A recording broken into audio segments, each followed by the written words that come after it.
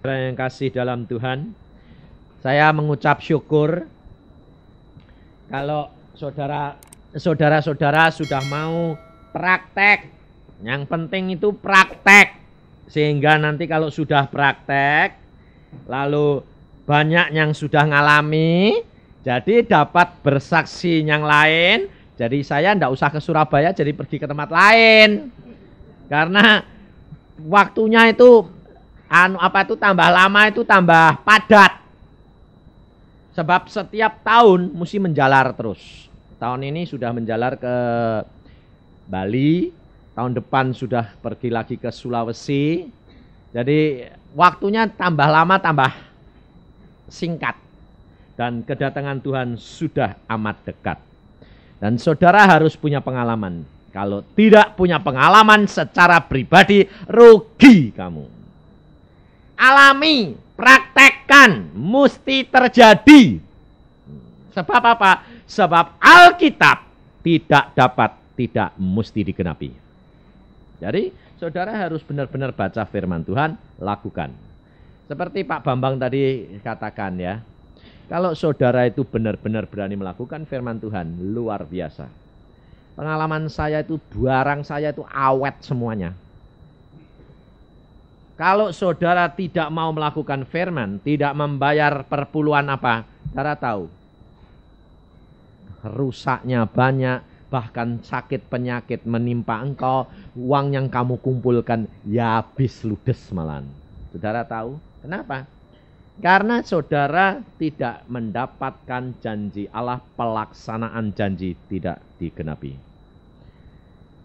Sebab firman Tuhan sudah berkata, orang fasik mengumpulkan harta, yang menikmati adalah orang benar. Jadi orang benar itu pasti keberkatan terus. Sebabnya apa? Yang nikmati yo. Orang fasik suruh kerja setengah mati, ngalir terus. Ngalirnya kemana? Orang benar. Loh, saksinya tadi toh. Kita ndak usah cari-cari, repot-repot, ngalir sendiri. Di Bandung ada seorang ekspedisi juga. Dia dulunya main dukun, truknya bolak-balik gitu, tabrakan ada apa, gentian, terus akhirnya hampir bangkrut. Setelah itu dia bertobat, mulai dari satu truk lagi, habis ludes. Terus dia bertobat, saya berkata, buang semuanya, ikut Yesus. Lalu mulai lagi, berkat ngalir terus. Saudara tahu dia berkata, Tuhan itu luar biasa Pak Yusa. Saya sama sopir saya bawa kendaraan box 1,5 ton penuh. Itu sopir saya tuh ngebut di tikungan, itu mobil tidak bisa dikendarain. Untungnya saya ini praktek tuh Pak Yusa.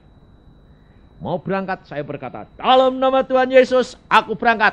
Wah, aku tidak bilang sama Pak Yusa cuma minta 2, aku minta 4 malaikat kok.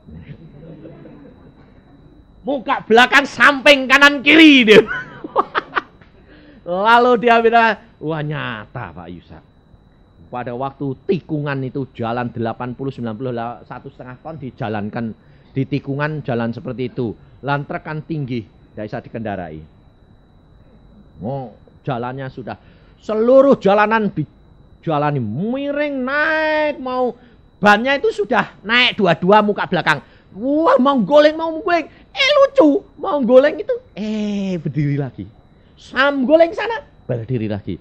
Selamat dan tidak terjadi apa-apa.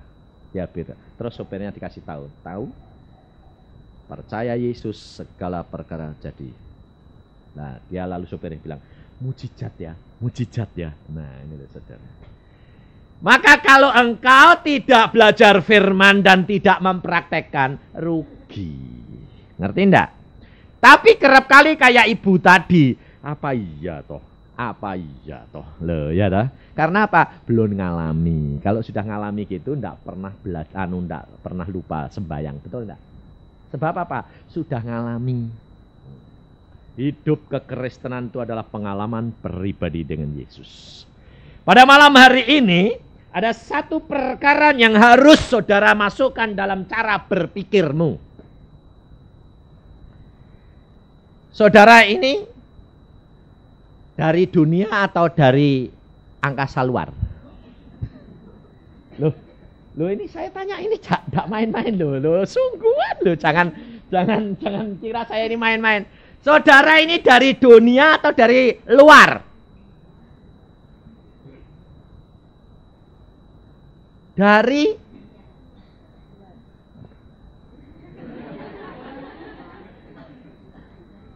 Hah? Nah ya makanya itu. Saudara sekarang sudah menjadi anak Tuhan belum? Sudah? Sudah menjadi anak Yesus? Roh Kudus ada dalam hatimu? Ada? Benar? Dari mana kamu? Dari dunia atau dari surga? Hah?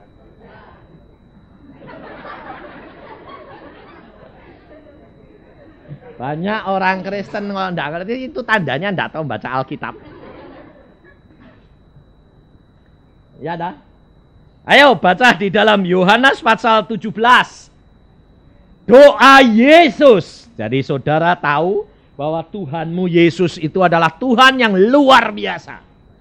Maka dari itu kita harus mengenal Dia secara pribadi. Jangan melekat kepada hamba Tuhan, jangan melekat kepada manusia, tetapi melekat kepada Yesus. Saya hanya sebagai perantara untuk menuntun saudara membawa kepada Yesus. Tetapi praktekkan Alkitab, saudara akan luar biasa. Di dalam Yohanes pasal yang ke-17, ayat 14, atau 13 mulai. Ayat 13.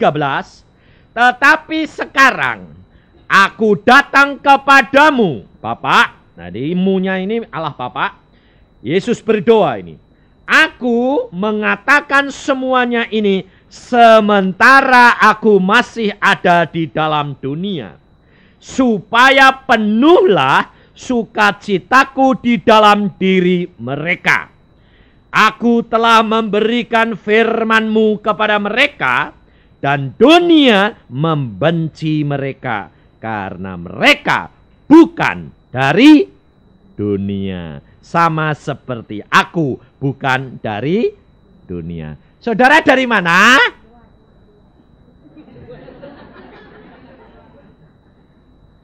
Mulai hari ini engkau sudah dengar firman Tuhan. Seperti aku, kata Yesus, bukan dari dunia. Mereka, saudara, juga bukan dari dunia. Saudara tahu. Tapi orang lain berkata kepada saya begini. Ya Pak Yusa, itu kan Tuhan Yesus ngomong sama murid-muridnya. Untuk murid-muridnya, rasul-rasul. Bukan untuk kita, betul enggak? Hah? Tidak. Ayat 21 ngomong jelas. Ayat 20 saja mulai. Dan bukan untuk mereka ini saja aku berdoa, tetapi juga untuk orang-orang yang percaya kepadaku oleh pemberitaan mereka. Supaya mereka semua menjadi satu, sama seperti engkau ya Bapa, di dalam aku dan aku di dalam engkau, agar mereka juga di dalam kita, supaya dunia percaya bahwa engkaulah yang mengutus aku. Saudara tahu? Jadi saudara termasuk sama dengan rasul-rasul. Jadi kalau ditanya, kamu dari mana? Dari dunia atau dari luar dunia? Dari luar. Engkau dari surga asalnya. Kenapa? Sebab Yesus sudah berkata, barang siapa percaya kepadanya, ia sudah dipindahkan daripada kematian kepada kehidupan. Di dalam dunia ini, semuanya akan lenyap. Semuanya akan hilang, semuanya akan binasa. Tetapi hanya orang-orang yang percaya Yesus dia ada kehidupan. Dan ini yang akan sampai ke dalam kerajaan surga. Saudara tahu. Dan ini dikuatkan sendiri oleh seorang yang turut Kuan Im. Dia bertanya kepada dewanya. Lalu karena anak-anaknya turut sekolah minggu. Lalu sekarang anaknya semua menjadi pendeta. Dia berkata kepada anaknya, anak-anak ikut Yesus. Kenapa mama? Hanya Yesus yang kekal. Siapa yang ngomong? Kuan Im sendiri. Aneh enggak? Aneh enggak? Makanya itu saudara tahu. Tidak ada barang yang mustahil. Setan pun bersaksi. Ada enggak setan bersaksi di dalam Alkitab? Ada di dalam kitab Ayub. Pasal 1, setan sendiri berkata kepada Allah, aku tidak dapat menjamah Ayub karena engkau bentengi Ayub. Coba angkat, maka aku akan jamah dia. Loh, saudara tahu, jikalau engkau hidup dengan Allah, Allah menjadi bentengmu. Tidak seorang pun boleh menjamah engkau. Hidup kekristenan adalah hidup yang nyata, mempraktekkan bahwa hidup dengan Yesus adalah segala-galanya. Yesus bisa disakiti enggak? Yesus bisa disakiti enggak? Bisa. Dia bisa merasa sakit enggak? Tapi dia tidak bisa kena penyakit. Ngerti maksud saya? Yesus bisa disakiti pada waktu dia dicambuk, pada waktu dia dipaku, sakit. Dia menderita sakit. Tetapi Yesus tidak kena penyakit. Ngerti? Aneh dah. Ini hidup kekristenan. Tidak ada sesuatu baksil, sesuatu penyakit kanker, sesuatu penyakit bisa menempel kepadamu kalau engkau hidup dengan Yesus. Luar biasa. Semua akan luluh dengan sendirinya. Saudara tahu, saya itu dulu waktu kecil mempunyai suatu kelainan. Karena apa? Karena memelihara sapi. Jadi kacung sapi. Tidak pernah pakai sepatu. Selalu kaki saya ini terendam di dalam kotoran sapi. Kuku saya ini hancur semuanya. Rusak semuanya, busuk semuanya. Saudara tahu, bertahun-tahun saya sampai ke dokter mana, tidak bisa, dokter bilang ini dari dalam sudah rusak. Tapi sejak saya ikut Yesus, saya berkata, Tuhan, engkau sanggup melakukan. Terjadi penyembuhan demi penyembuhan, semuanya kembali sempurna. Saudara tahu, Allah yang membersihkan. Siapa yang membersihkan? Firman. Firman air hidup ini yang akan membersihkan semua kotoran. Meskipun di dalam proses dan bukan sekaligus. Kenapa? Sebab manusia kalau sekaligus dia akan sombong. Jadi diproses Tuhan sedikit demi sedikit. Untuk supaya tahu bahwa makin lama harus makin dekat Yesus. Karena Yesus sendiri sudah berdoa kepada Allah Bapaknya. Dia mengatakan supaya saudara dan saya menjadi satu dengan Dia dan menjadi sempurna. Ini loh saudara.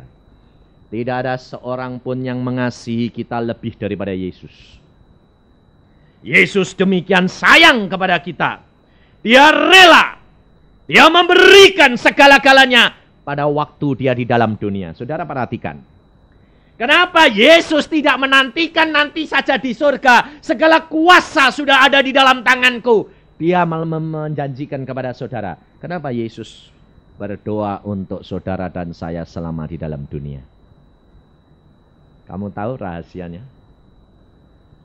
Kalau dia sudah di sana, dia bertindak sebagai hakim di atas segala hakim. Tetapi pada waktu dia di dalam dunia, dia adalah juru selamat kita. Saudara tahu. Dia punya kesempatan untuk berdoa dan untuk menolong engkau adalah pada waktu dia di dalam dunia. Dia berkorban, dia membayar segala penyakitmu, segala penderitaanmu harus di dalam dunia. Sebab dia yang membayar harus manusia. Sebab kutuk Allah datang untuk manusia. Dan harus yang membayar manusia. Dan maka Yesus di dalam dunia, dia membayar segala-galanya untuk saudara. Tapi saudara sebagai anak-anaknya tidak ngerti sudah dibayar. Rugi. Anda punya orang tua, kerap kali kan begini. Anaknya itu nakal. Anaknya itu suka utang, suka ganja, suka ngebon tidak bayar.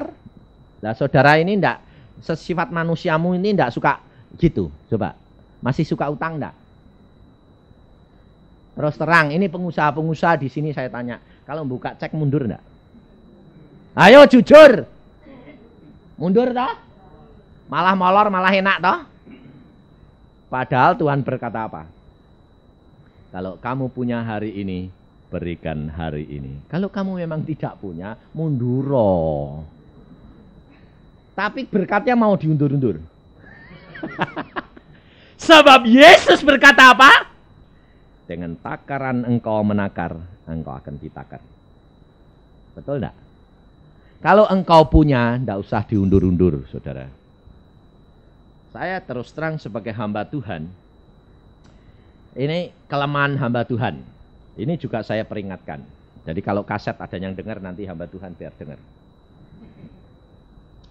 Kalau pergi kemana-mana, kepengennya enggak bayar. Aku pendeta kok. Ayo, nanti kan dok mana-mana minta korting. Ayo, betul enggak? Saudara sendiri kalau lalu ada orang bilang, wah ini kasihan ini pendeta. Betul enggak? Saudara sendiri kalau bilang pendeta, oh ya kasihan kasih korting. Betul enggak? Kenapa saudara begitu? Saya tanya. Karena cara berpikirmu salah. Pikirnya pendeta itu enggak punya apa-apa. Betul enggak? Loh. Lah kalau pendetanya itu kaya, dimintai korting enggak? Hah? Kalau saudara kaya, orang lain yang jual tahu bahwa kamu kaya, dikasih korting apa enggak? Kalau kamu dikasihani, barusan dikasih korting toh? Iya. Saya enggak mau cara berpikir begitu. Kenapa? Saya hamba raja, saya bilang. Yang punya langit bumi, saya bilang. Saya enggak pernah datang ke tempat orang, saya bilang, Pak, saya pendeta minta korting. Enggak. Saya justru tidak mau ngasih tahu bahwa saya pendeta. Kalau saya beli apa-apa, Bapak kerja apa? Dokter. Nah iya. Hamba raja. Loh memang aku enggak bohong toh, memang dokter toh? Iya. Adapun sekarang enggak praktek, bukan masalah. Aku bilang dokter jiwa kok. Nah, karena bawa jiwa-jiwa pulang, nyelamatin dia toh. Saya enggak bohong, memang saya dokter, kebenaran dokter. Tapi saya enggak pernah. Saudara tahu, orang lain kerap kali kalau pergi ke mobilnya rusak, bengkel, dia bilang, oh pendeta, kasih murah. Bengkel-bengkel saudara tahu datang kepada saya bilang apa? Pak Yusak, mobil rusak, masuk, gratis. Justru gratis saya tidak mau. Loh, kenapa Pak Yusak? Kalau kamu bilang saya gratis, berarti kamu kasihan saya toh. Nanti berkatku kurang.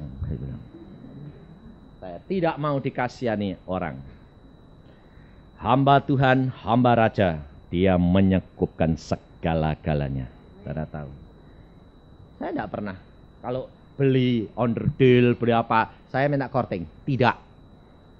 Saya datang ke tempat toko onderdil, saya katakan, berapa harganya? Untuk Pak Yusak segini. Tidak. Kalau kamu tidak suruh bayar, tidak bakal aku balik. Saya bilang, saya mau beli dan engkau harus untung. Lu Pak Yusak kan hamba Tuhan. Kalau hamba Tuhan tidak punya, saya bilang. Iya, ya, lain ya. Iya, saya bilang, hamba Tuhan, hamba Raja, saya bilang. Saya tidak peduli, saudara. Jadi ini loh, cara berpikir ini harus dirubah. Sebab saudara bukan orang dunia lagi. Ngerti enggak? Saudara adalah orang surga. Allah sanggup melakukan segala perkara. Saudara percaya enggak? Percaya? Percaya. Lah, kalau percaya jangan berpikir secara dunia. Kalau begini bagaimana? Kalau begini bagaimana? Lalu selalu mintanya apa? Lumayan kalau dikasihani orang, murah. Padahal firman Tuhan berkata apa? Terkutuklah orang yang berharap pada manusia. Betul enggak? Ini lakukan. Dan saya tidak pernah direndahkan Tuhan. Karena apa? Saya selalu meninggikan Yesus. Saya bilang, Tuhan, hamba-Mu tidak mau mempermalukan Engkau. Coba kalau saudara itu punya hamba, punya pembantu. Lalu pergi ke warung sana. Ini pembantunya si Jin ini, pergi ke warung sana. Lalu dia mau beli Fanta. Dia bilang, kasihan majikanku tuh enggak punya. Kasih korting ya. Kira-kira nanti tuan rumah bisa mencak-mencak enggak? Kamu kurang ajar ya. Karena apa? Kortingnya mau diambil sendiri sama pembantu nih. Lah saudara enggak gitu. Hah? Tolong minta korting. Aku hamba Tuhan. Yang nikmati kortingnya siapa? Tuhan atau Anda? Hah? Ayo. Sama toh sama pembantu itu toh? Sama toh? Nah, kena maki gue bakal ini. Saudara tahu? Hidup kekristenan harus hidup yang melakukan firman. Yesus tidak mau main kucing-kucingan. Yesus mau engkau melakukan firman. Engkau akan ditolong. Apapun yang kamu hadapi, tidak usah takut. Yesus sanggup melakukan segala perkara. Tapi jangan bodoh. Lalu kalau sudah gitu orang Kristen ini, ya bodohnya orang Kristen ini apa? Kalau sudah begitu, punya pikiran yang salah. Yesus berkata, hendaklah engkau cerdik seperti ular, tapi tulus hati seperti burung merpati. Kalau sudah gitu, tulus belak-belakan dibuka kabeh. Lah bodoh. Dimakan pajak habis-habisan. Loh. Anda menghadapi pajak umpamanya. Ini kan orang pengusaha bingung loh. Bagaimana ya? Jangan terang-terangan. Nggak ngomong, itu nggak bohong. Loh, kalau saya nggak ngomong, itu bohong nggak? Belum tentu, nggak bohong. Kalau engkau nipu, ngomong A, bilang B, bohong. Contohnya begini. Ada salon. Orang itu punya salon. Salonnya rame. Sebab itu tak alami sendiri. Dia dengar firman, terus saya bilang, saya dulu prakteknya waktu laris. Diincar pajak. Diincar terus. Saya bilang, Tuhan ini, wah ini mesti tukang pajak ngincar ini. Terus saya berdoa, Tuhan engkau atur. Berapa saya harus bayar, engkau yang atur. Bagaimana caranya? Itu urusanmu. Lalu saya berdoa, Tuhan kalau dia datang, pas-pasan supaya dia taunya pas-pasan. Jadi ukurannya segitu menurut engkau. Pas pasien janji semua batal sampai saya jengkel. Pasien ini janji batal kurang ajar datang. Enggak tahu yang datang tukang pajak. Sepi Pak. Loh, saya loh kok tumben aku bilang ya kontrol Pak. Oh, tak pikir beneran sepi. Nah ini orang salon ini denger gitu ya gitu. Dia buka rame luar biasa. Tahu-tahu jam 10, hilang semua. Orang enggak ada. Cuma ada satu orang. Nganggur semua orangnya. Lalu pajak datang. Mau kontrol. Oh silahkan Pak. Oh, pajak. Ditunggu nongkrong situ 1 jam 2 jam. Enggak ada orang. Dia pulang yang datang. Lalu dia bilang, puji Tuhan. Nah, saudara tahu, Allahmu itu sanggup mengatur segala perkara. Tapi kalau orang pajak Kristen yang jujur, pasti tekone ya ngepas. Ini pengalaman pengusaha juga gitu. Loh Tuhan, pas rame kok. Pajak tekonya piye? Wah, ternyata dia bilang, bagaimana Pak ini? Oh jangan khawatir, aku anak Tuhan juga kok. Saya tidak akan cari-cari, saya sebagaimana adanya saja kita. Yang bagian pemerintah kita bayar, yang bagian Tuhan kita kembalikan ke Tuhan. Tuhan itu ngatur semuanya rapi, saudara tahu. Engkau harus punya percaya. Cara berpikirmu harus diubahkan cara berpikirnya Tuhan. Jangan khawatir menghadapi segala perkara. Kemarin saya kan sama Samudi, sama Im, sama Anu. Naik mobilnya salah jalan. Ditangkap polisi. Balik, wait polisinya. Minggir. Lalu dia bilang, wah kena. Saya bilang apa? Santai. Kenapa? Pusing. Kalau tidak harus bayar, tidak bayar. Saya kalem, saya Samudinya buka pintu. Bapak tahu itu salah jalan? Oh ya Pak, maafkan. Saya bilang, kita barusan pulang dari kebaktian Pak. Nggak tahu jalan, apalagi saya orang luar kota. Saya berkata dalam hati, dalam nama Yesus, lakukan yang terbaik. Ya lihat nomor rebues. Lain kali jangan ya Pak, ini loh balik, bayar hak sen enggak. Saudara tahu, hadapi segala perkara itu jangan panik. Karena Allahmu yang beserta engkau. Tak usah takut. Istri saya pergi didatengin 2 orang. Pintu digeber. Masuk pembantunya baru lagi. Setiap tamu dimasukin lagi. Wah, masuk duduk jeglek. Istri saya keluar. Minta duit. Orang baru keluar dari penjara. Kami tidak punya pekerjaan, saya barusan keluar dari penjara, dihukum berapa tahun lebih. Lalu sekarang saya minta sangu. Istri saya berdoa bilang, Tuhan apa yang katakan? Istri saya cuma ngomong gini, Bapak dari penjara mana? Bance. Oh ya, Bapak minta sangu buat apa Pak? Terus dia lihat. Ibu ini orang Kristen ya? Iya. Ibu ini yang dulu bawa makanan Natal di Bance ya? Iya.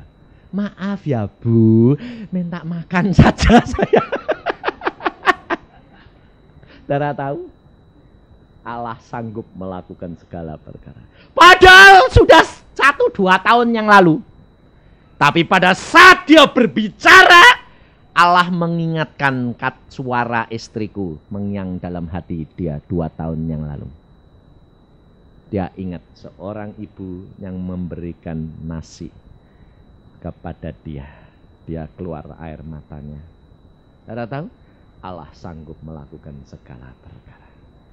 Dan pada waktu itu dia berkata, maaf ya Bu, saya kok ngaget-ngageti ibu gentak-gentak minta mau meres. Nggak taunya ibu orang yang pernah menggerakkan hati saya.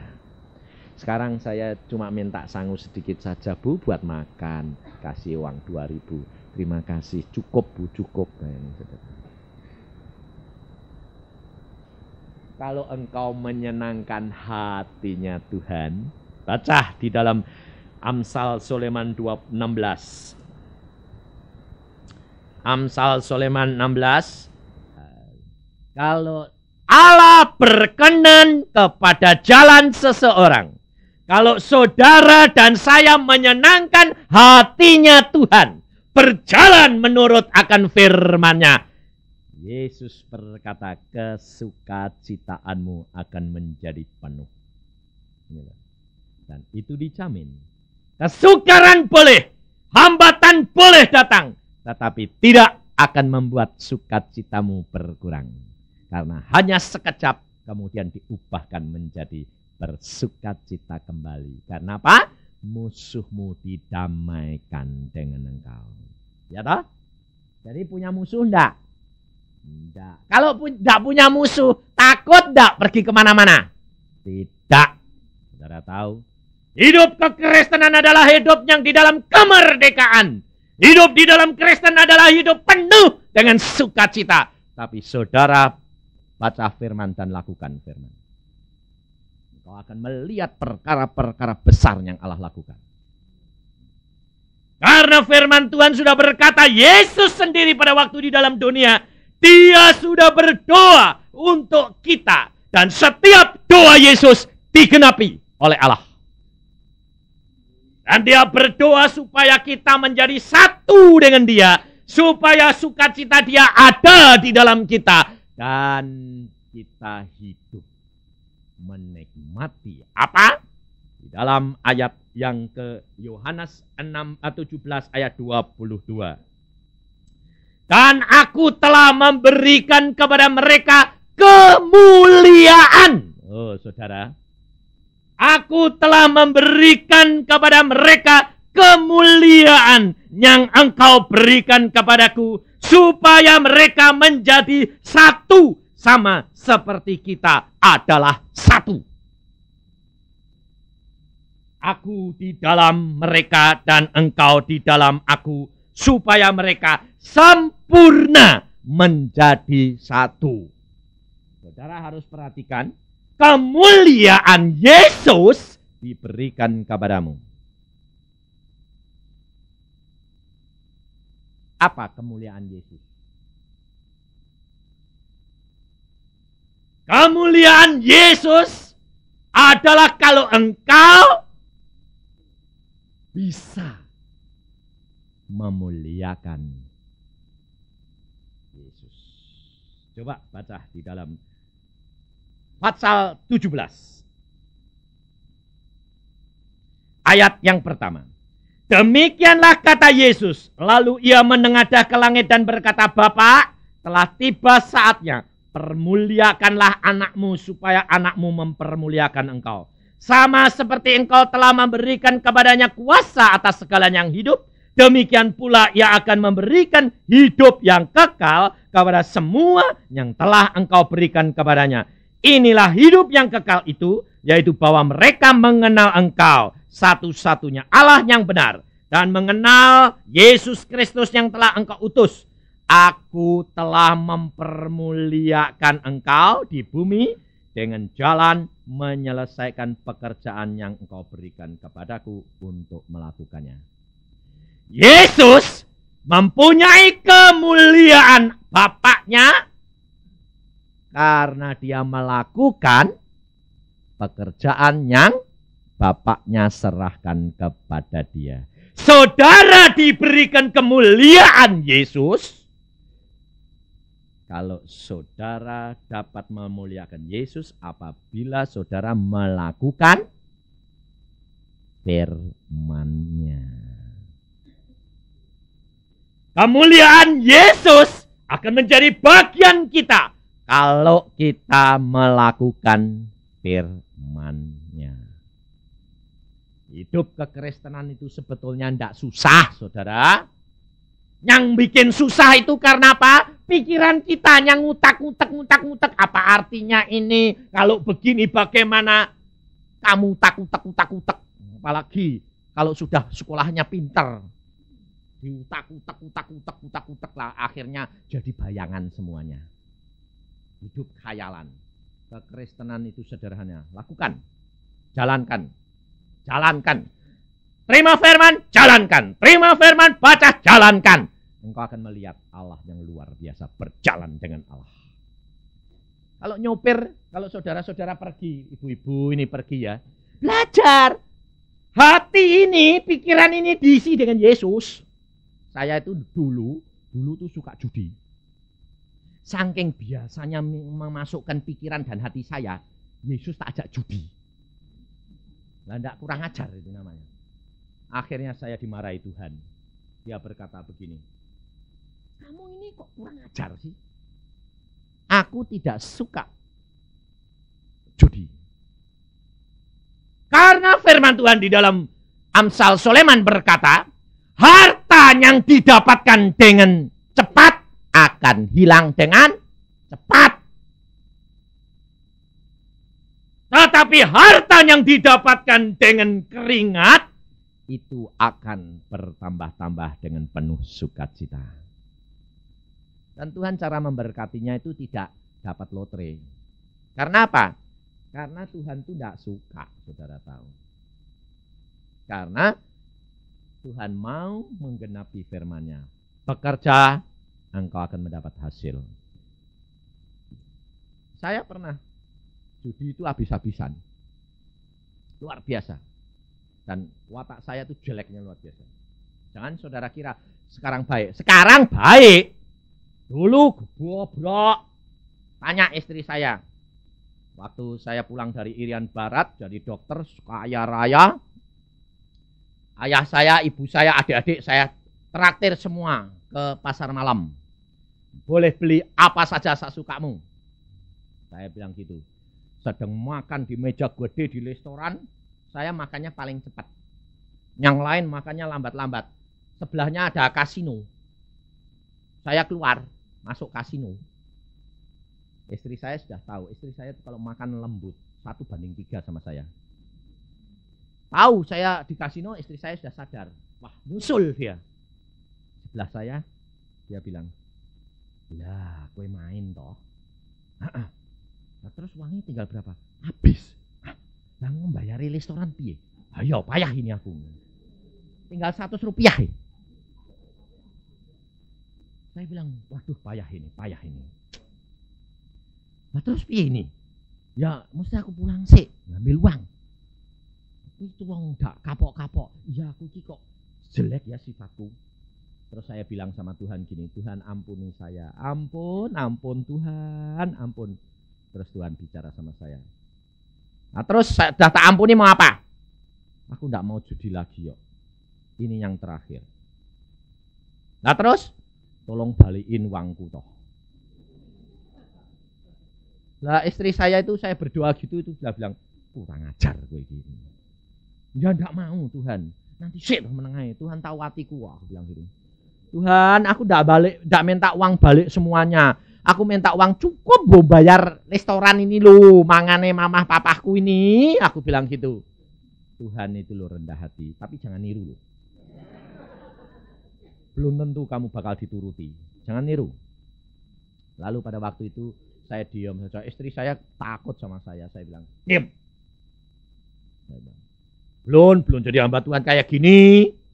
Sekarang sih saya tidak pernah. Saya ngomong bilang, diam. Istri saya sudah ribut. Nanti air matanya turun semua. Tapi sekarang tidak pernah. Lalu saya berdoa, Tuhan, ampun sungguh saya mau berjanji dan saya memang cabut. Roh judi cabut. Saya bilang, ini dalam nama Tuhan Yesus cabut. Setelah saya berjanji sungguh-sungguh sama Tuhan dan Tuhan bilang, oke, aku tolong, tetapi hanya sampai kamu bayar restoran. Iya, saya bilang. Bayangin, dia ngomong, saudara. Pasangan nomor 10. Makanya saya itu bilang, saudara itu kalau kenal Yesus, Yesus itu tidak bisa dibatasi. Saudara tahu. Saya saksi segini dimaki-maki pendeta. Kenapa? Yesus diajak judi. Saya bilang, Yesusku untung enggak seperti kamu pendeta, saya bilang. Yesus tidak melihat dosa dan dia melihat hati kita. Motivasi hati orang bertobat. Dan dia tolong dalam kesulitan. Apa bedanya Yesus nolong saya sama nolong Pak Bambang tadi yang treke nabrak-nabrak terus? Waduh wae, dek nenek orang yang di Bandung itu main dukun. Setelah bertobat ditolongi. Nah, dukunnya dulu ngilang. Iya toh? Jimat-jimatnya belum dibuangin. Saya sudah janji, Tuhan angkat roh judi. Mulai hari ini aku tidak mau judi. Cuma hanya uangku bayar ini loh, minta tolong. Aku minta siapa? Uang 100 ini saya masukkan lagi. Nomor 10. Istri saya bilang, tinggal 100 diteruskan. Menang ayo. Kelenteng masuk nomor 10. Kan 100 jadi 3.000 bro. 600 loh. Kan lo rolet kan 36 loh. Latak. Lundang. Terus istri bilang, berapa? 3.000. Ini gak cukup, sepisan meneh. Sebabnya belum cukup. ABC ini kira-kira berapa puluhan ribu. Nah terus, lu sepisan ya, aku bilang, Tuhan, sekali saja. ABC itu bener. Ini gak cukup Tuhan. Dan Tuhan tuh ya lucu ngomong, memang enggak cukup. Nah ya tambahi ya. Ya. Nomor 12. Nomor tak habis ke kabeh. No. Istriku bilang, "Ya ojo kabeh." Loh, ini tidak judi. Aku cuma njaluk duit. Ya Tuhan, saya bilang, "Oh, itu duitku dewek kok." Yang di situ aku bilang, "Wong duitku masih ratusan ribu di situ kok. Ini cuma aku minta sedikit buat bayar restoran." Aku bilang itu. Lendeng 12. Habis itu selesai sampai sekarang enggak pernah main judi saya. Sebab Tuhan sudah berkata, kalau engkau sudah berjanji engkau main, habis. Kau sudah bertobat dan kamu kembali, kau akan habis. Saudara tahu, pertobatan tidak boleh kembali lagi ke tempat yang lama. Maka dari itu, jangan saudara kira orang judi, orang berzina, orang peminum, orang ganja, apa enggak sama dosanya? Sama. Saudara menipu orang lain, berdusta, dosanya sama enggak? Sama. Tidak ada dosa kecil, dosa besar, upah dosa maut. Saudara tahu. Jangan main-main sama Alkitab, sama Yesus. Karena apa? Karena firman Tuhan sudah berkata, "Aku akan berikan kemuliaanku kepada mereka." Saudara dan saya diberikan kemuliaan. Saudara harus membayar harganya dengan cara engkau melakukan firman. Kalau engkau tidak melakukan firman, kau dikerat. Jangan enak-enak. Di dalam Yohanes pasal yang ke-15, Yesus jelas berkata, ayat yang ke-5, "Akulah pokok anggur dan kamulah ranting-rantingnya. Barang siapa tinggal di dalam aku dan aku di dalam dia, ia berbuah banyak, sebab di luar aku kamu tidak dapat berbuat apa-apa." Kalau engkau sudah menjadi anak-anak Yesus, kau harus sadar, engkau harus melekat kepada Yesus. Sebab Yesus sudah bersabda, di luar aku, engkau tidak dapat berbuat apa-apa.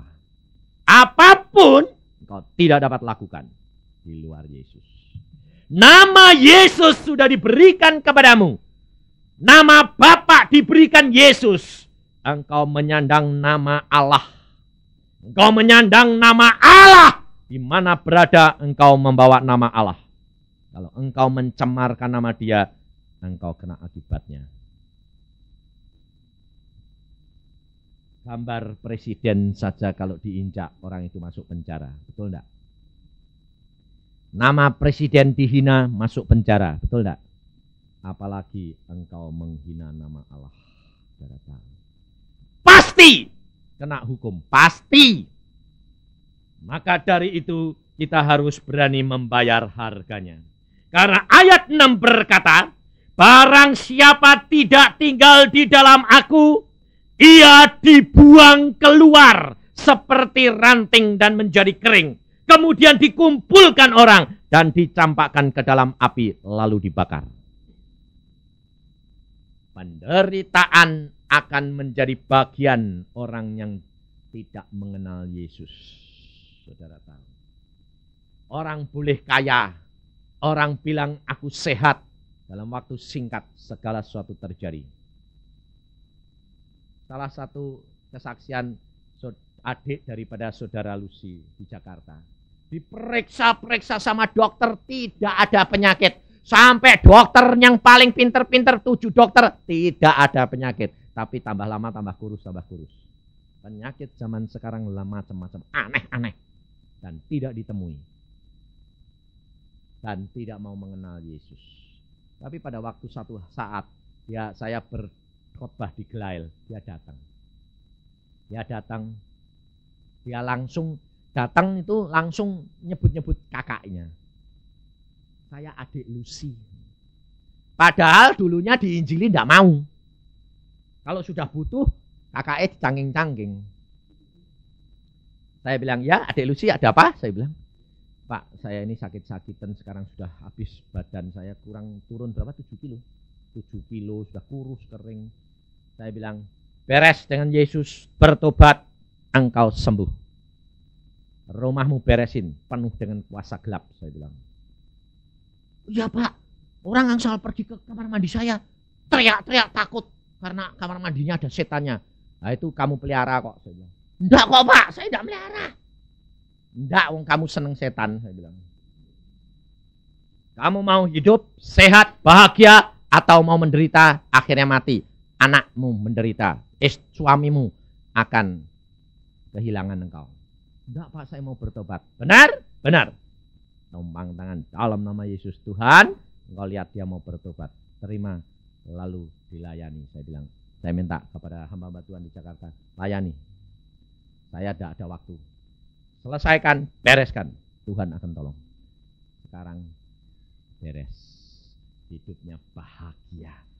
Tidak sakit-sakitan lagi. Mulai saudara. Alkitab ini sudah berjanji. Kalau engkau percaya kepadaku, maka aku akan menjadi satu dengan engkau. Maka engkau akan menjadi sukacita. Dan sukacitamu menjadi penuh. Ini bagian kita. Tetapi rubah cara berpikirmu dulu. Cara berpikir kita harus selalu Yesus. Hati kita selalu Yesus. Pergi kemana-mana, mengerjakan apa-apa. Kamu berdoa. Tuhan tolong. Nyopir, bilang Tuhan tolong. Pergi ke pasar, bilang Tuhan Yesus, engkau bersama dengan aku. Kirimkan malaikatmu Tuhan, nemeni aku. Tidak bakal orang bisa jamah engkau. Ibu-ibu di kendaraan di bemo, ditodong orang 3, pisau. Depannya pisau. Ibu tua ini dia bilang apa? Ya sudah berdoa terus, todong. Dalam nama Yesus. Wah, di dalam bemo. Tidak, dalam nama Yesus. Maka roh-roh jahat semua pergi. Dia bilang itu. Tapi tidak berani gerak, wong pisaunya di sini. Dalam nama Yesus. Semua roh-roh jahat ini pergi. Saudara tahu? 3 orang laki-laki gede, satu demi satu loncat bemonya jalan. Loncat, bemonya jalan. Dia datang persekutuan, dia bilang, Allahku luar biasa, todong 3 peso. Dalam nama Yesus pergi, mencelat semua. Karena apa? Mungkin penjahat itu lihat, oh ibu ini berubah rupa mestinya. Saudara tahu, Allahmu itu adalah Allah yang luar biasa. Tidak ada barang yang mustahil. Tapi kalau engkau tidak praktek, kau tidak ngalami. Kayak ibu tua itu loh, yang di Bandung juga. Ininya dicabut, ditarik, berlian, bunder sejagung. Teng. Dia cuma, Tuhan tolong itu berlianku kok dibawa kabur Tuhan sama orang itu tadi. Aku didorong keluar dari bemo. Kok bemo ini sekarang jalan? Saudara tahu? Dia cuma, dalam nama Tuhan Yesus, malaikat tolong aku. Bemo jalan, yang tukang jambret itu meloncat dari bemo, ngejer ibu lagi. Ini bu, barangmu palsu kok. Padahal berlian tulen. Ngejer lagi bilang, ini bu, barangmu tak balikin. Gak bagus gini kok. Saudara tahu? Allah sanggup melakukan segala perkara. Tapi bayar harganya. Lakukan firman. Kemuliaan Yesus ada di dalam kamu. Setan tidak berani jamah Anda. Kenapa? Karena ada kemuliaan Allah. Amin. Mari kita berdoa. Firman-Mu sudah hamba sampaikan. Dan engkau sendiri yang berbicara kepada anak-anak-Mu pada saat ini. Mereka harus berpikir dengan pikiran yang baru. Pikiran-Mu bahwa mereka adalah kemuliaan Allah. Dan mereka menyandang nama Allah. Dan mereka bukan daripada dunia ini lagi. Tetapi mereka dari dalam kerajaan surga. Dan barang kemana dia pergi, malaikat menyertai mereka. Karena mereka anak-anak Allah. Dikawal. Anak presiden pergi dikawal oleh tentara Tuhan. Anak-anakmu pergi, engkau suruh kawal malaikat-malaikat. Berikan anak-anakmu kesadaran bahwa Engkau yang menyertai mereka. Jikalau mereka melakukan firman-Mu Tuhan, maka Engkau akan menggenapkan firman-Mu, kemuliaan Engkau ada di dalam kami. Dan malaikat-Mu selalu mengawali kami. Menjadi benteng kami, perisai kami. Tidak ada setan dan orang jahat pun boleh menjamah kami. Karena kami tahu Yesus berserta dengan kami. Terima kasih Bapak. Malam hari ini Engkau berikan hak istimewa kepada kami Tuhan. Untuk menjadi anak-anak-Mu yang punya kemuliaan. Terima kasih Tuhan. Tetapi yang tidak mau melakukan, ampuni dia karena belum mengerti. Tapi kalau perlu, ajar supaya anak-anak-Mu sadar. Di luar Yesus, mereka tidak dapat berbuat apa-apa. Mereka akan dipotong dan akan dibakar di dalam api. Mereka akan penuh dengan penderitaan. Tetapi di dalam Yesus ada kesukacitaan, ada damai sejahtera. Karena itulah yang Kau kehendaki. Setiap anak-anak-Mu hidup dalam sukacita, hidup dalam damai, hidup di dalam kemerdekaan. Sehingga setan tidak dapat mempermainkan dia. Tetapi malah menyaksikan orang yang ikut Yesus terpelihara. Terima kasih Tuhan. Hamba kembalikan anak-anak-Mu dalam tangan-Mu Tuhan Roh Kudus. Kau sendiri peliharakan mereka. Dan Engkau tumbuhkan. Siapa yang menurut, dia akan berbuah lebat. Dan menjadi berkat bagi setiap orang. Dan keluarganya akan menikmati hidup yang berkelimpahan. Karena Yesus sudah berjanji. Jaminan-Mu adalah damai sejahtera dalam hati kepikiran kami. Ampuni anak-anak-Mu yang lain yang belum mengenal akan Engkau, yang baru tahu, tetapi gugah hatinya supaya dia mengalami mujizat demi mujizat sehingga mengenal Yesus Kristus yang luar biasa.